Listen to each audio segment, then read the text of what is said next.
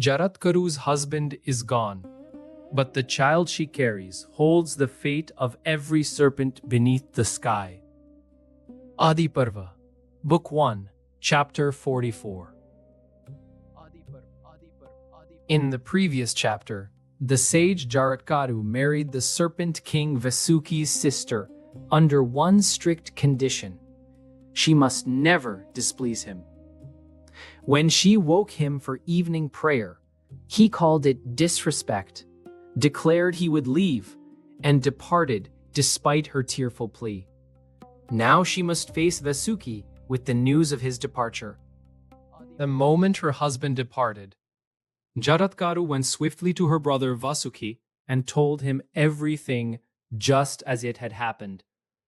Vasuki, foremost of serpents, heard the grievous news and spoke to his sorrowful sister, himself even more sorrowful than she. I know, dear one, what purpose lay in giving you in marriage, and what the reason was. It was so that a son might be born to you, for the welfare of the serpents. That valiant son will surely deliver us from the serpent yagna, the great offering rite in which serpents are consumed by fire. So did Brahma, the grandfather of all the worlds, tell me of old, together with the Devas. Tell me, auspicious one, is there truly a child within you, from that foremost of sages? I do not wish that the marriage of so wise a man should bear no fruit. It was perhaps not right of me to ask you about such a matter, yet because this purpose weighs so heavily, I have pressed you on it. And knowing how difficult your husband is to live with, that great ascetic, I will not go after him, for he might curse me.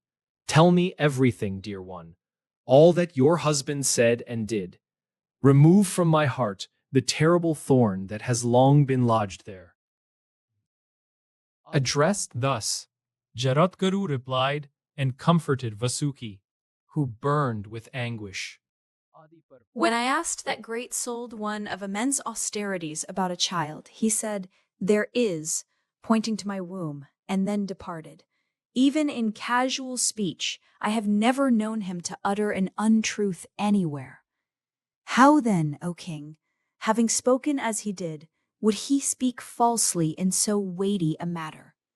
Do not grieve over this, O Lord of serpents.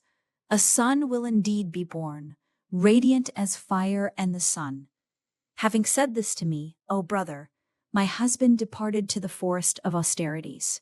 Therefore let this great sorrow that has settled in your heart leave you now. Hearing this, Vasuki received his sister's words with deep joy and said, "So be it." He honored her, born of the same mother, with gifts to console her and with fitting reverence. The child within Jaratkaru grew, filled with great radiance and bright as the sun, like the moon rising in the sky during the bright fortnight. When the time came, she gave birth to a boy who shone like the child of a deva, one destined to remove the fear of both his father's and his mother's lineage. He grew up in the dwelling of the king of serpents, and he learned all the Vedas, together with their ancillary disciplines, from the Bhargava sage, who was the son of Javana.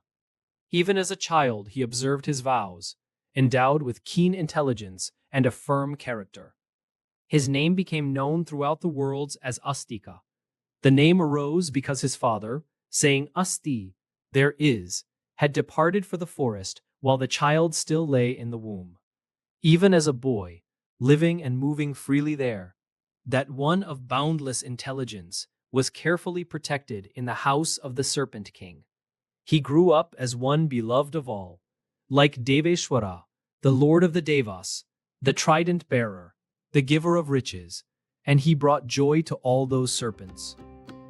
Jaratkaru brings her husband's departure to Vasuki, who learns that the child she carries will be born, master the Vedas, and become known throughout the worlds as Astika. In the next chapter, Janamejaya questions his ministers about the death of his father, King Parikshit, and the court recounts how a righteous king's moment of anger in a forest became the cause of everything that followed. The journey continues in the next chapter.